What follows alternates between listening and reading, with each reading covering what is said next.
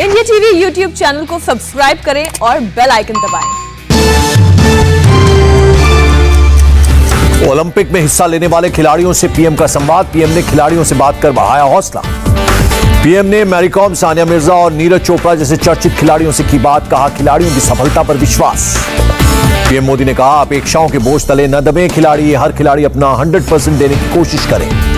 Olympic team को जीत का मोदी मंत्र। पीएम ने कहा जापान में निर्भीक होकर खेलें, पूरा देश खिलाड़ियों के साथ। रजत पदक विजेता और बैडमिंटन खिलाड़ी पीवी सिंधु से बोले पीएम मोदी, आपकी सफलता के बाद मैं भी साथ में आइसक्रीम खाऊंगा। राहुल गांधी से मिले चुनाव रणनीतिकार प्रशांत किशोर। दिल्ली में राहुल के घर पर हुई मुलाकात। महाराष्ट्र में कांग्रेस के बड़े नेताओं की बैठक। नाना पटोले ने कहा मराठा और ओबीसी आरक्षण पर हुई चर्चा। बीजेपी नहीं छोड़ेंगी पंकजा मुंडे। अपने कार्यकर्ताओं के त्यागपत्र भी किया स्वीकार। बंगाल में बीजेपी के 8 विधायकों ने विधानसभा की समितियों से दिया इस्तीफा। मेहर गोस्वामी, मनोज टिग्गा के नाम शामिल। चित्रकूट में आरएसएस का ऑपरेशन बंगाल। बदले गए 3 प्रचारक। शाखाओं की मदद से बंगाल की जनता से जुड़ने का मकसद। दिल्ली में मानसून का लंबा इंतजार खत्म। राजधानी के कई इलाकों में हुई झमाझम बारिश। नोएडा में बारिश के बाद बदला मौसम का मिजाज। कई इलाकों में हुआ जलभराव। हिमाचल प्रदेश के कुल्लू में येलो अलर्ट जारी। 15 सितंबर तक बंद रहेंगे सभी adventure sports. PM Modi Varanasi में 1600 करोड़ की 284 योजनाओं का करेंगे शिलान्यास। काशी को देंगे 744 करोड़ की 78 योजनाओं की सौगात। 16वें एशियाई एग्जिम बैंक कॉन्क्लेव में बोले एस जयशंकर क्लीन एनर्जी की ओर बढ़ रहे हैं। अफ्रीका की तकनीक के मामले में भारत कर रहा है मदद। राहुल गांधी का केंद्र पर निशाना। बारिश आए या धूप निकले, बदहाल अर्थव्यवस्था से राहत नहीं। 22 जुलाई को संसद के बाहर धरना देंगे किसान नेता राकेश टिकैत। कहा केंद्र बातचीत के लिए तैयार नहीं। हरियाणा के डिप्टी स्पीकर की गाड़ी पर हमले का मामला। 100 प्रदर्शनकारियों के खिलाफ केस दर्ज।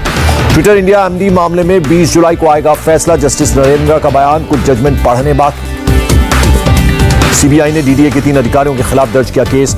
अधिकारियों पर गैर कानूनी तरीके से डीडीए प्लॉट के आवंटन का आरोप। गैर कानूनी तरीके से डीडीए प्लॉट के आवंटन मामले में सीबीआई ने दिल्ली, लखनऊ, शामली समेत 14 ठिकानों पर की छापेमारी। गृह राज्य मंत्री नित्यानंद राय का बयान, पाकिस्तान और चीन के साथ सुर क्यों मिलाते हैं राहुल और अखिलेश। मुंबई में एनसीबी ने 2 ऑपरेशन में जब्त की 10 किलो ड्रग्स। एक नाइजीरियन नागरिक समेत 3 गिरफ्तार। जयपुर में कस्टम विभाग ने बर्ड तस्करी का किया खुलासा। शत्रुमुर्ग के पंख और ग्रेटर बर्ड ऑफ पैराडाइज की हो रही थी तस्करी। पीएम मोदी ने पूर्वोत्तर राज्यों के सीएम्स के साथ की समीक्षा। कोरोना पर बैठक। ऑक्सीजन सप्लाई, वैक्सीन और कोविड प्रोटोकॉल पर की चर्चा। टूरिस्ट प्लेस पर उमड़ती भीड़ पर पीएम ने जताई चिंता। कहा टूरिस्ट प्लेस पर लोगों का बिना मास्क पहुंचना टेंशन की बात। 16 जुलाई को भी कई राज्यों के सीएम से बात करेंगे पीएम मोदी। कोरोना हालात की लेंगे जानकारी। देश में कोरोना के 31,443 नए केस सामने आए। 2020 लोगों की हुई मौत। देश में पिछले हफ्ते के मुकाबले 6% तक कोरोना केसेस में आई कमी। 73 जिलों से आ रहे हैं 100 से ज्यादा केस। असम, मिजोरम समेत 10 राज्यों में तैनात केंद्रीय टीम कोरोना मैनेजमेंट में करेगी मदद। केंद्र सरकार ने राज्यों में कोरोना नियमों के उल्लंघन पर जताई नाराजगी। कहा अब तक का किया धरा सब बेकार हो जाएगा। नीति आयोग के सदस्य वीके पॉल का बयान, दुनिया में दस्तक दे चुकी है तीसरी लहर। कोशिश करें कि देश में न आए तीसरी लहर। सीएम योगी ने TN9 को दिए निर्देश। नियंत्रण की स्थिति में भी ट्रेसिंग और टेस्टिंग रखें जारी। यूपी में कोरोना नियमों के साथ होगी कांवड़ यात्रा। सीएम योगी ने यात्रा में कम लोगों के शामिल होने के दिए निर्देश। उत्तराखंड कांग्रेस अध्यक्ष प्रीतम सिंह का बयान, तीसरी लहर का खतरा बरकरार। कांवड़ यात्रा पर फैसला ले उत्तराखंड सरकार। महाराष्ट्र की रायगढ़ जेल में 68 कैदी कोरोना पॉजिटिव। संक्रमित कैदियों को कोविड सेंटर में किया गया शिफ्ट। तमिलनाडु में वैक्सीन की कमी। सीएम MK स्टालिन ने की पीएम से राज्य को 1 करोड़ वैक्सीन डोज की मांग। भारत में मिली पहली कोरोना संक्रमित को फिर हुआ कोरोना। 1.5 साल बाद फिर आई पॉजिटिव रिपोर्ट। तिरुवनंतपुरम में एक डॉक्टर में जीका वायरस की पुष्टि। केरल में जीका वायरस के कुल 22 मरीज।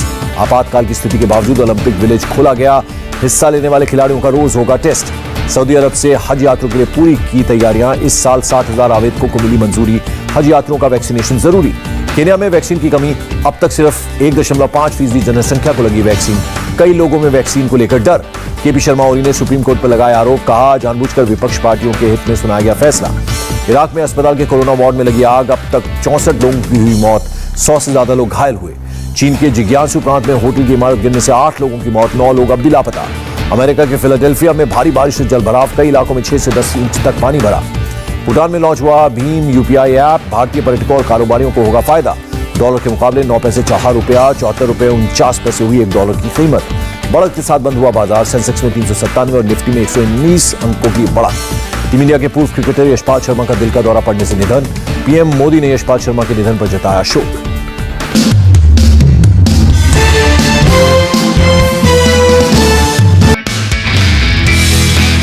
नमस्ते, मैं हूं मीनाक्षी जोशी। वीडियो और खबरों से अपडेट रहने के लिए India TV YouTube channel subscribe करें, बेल आइकन दबाना ना भूलें। जुड़े रहें इंडिया टीवी के साथ।